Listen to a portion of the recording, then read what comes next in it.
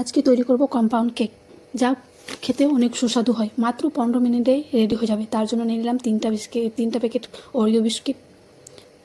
Oreo বিস্কিটের সবটি cream ছাড়িয়ে নেব।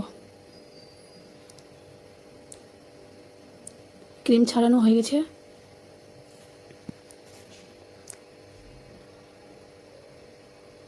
একটা সসপ্যান নিয়ে নেব, ওখানে 500 গ্রাম দুধ নিয়ে নেব। তারপরে 1 চামচ কোকো পাউডার, 1 চামচ কফি পাউডার আর একটু কর্নফ্লাওয়ার নিয়ে নেব। একসাথে মিক্স করে দেব।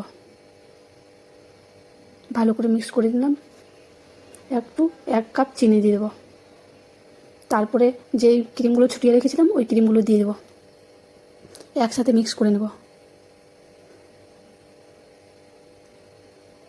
তারপরে একটু চকলেটের গুঁড়ো করে নিয়ে নিয়েছি, চকলেটের গুঁড়ো দিয়ে দেবো।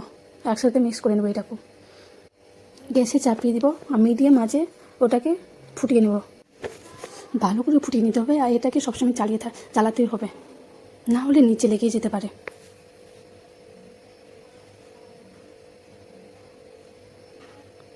আমাদের মোটামুটি হয়ে গেছে, আর একটু ঠিক করতে হবে। দেখেন এতটুকু ঠিক করতে হবে, আমি দেখিয়ে দিচ্ছি, একবার দেখে নিন। এরকমই ঘন করতে হবে, এ থেকে বেশি ঘন করা যাবে না, এ থেকে বেশি পাতলাও রাখা যাবে না। দেখে নিন ভালো। আমাদের ক্রিম রেডি।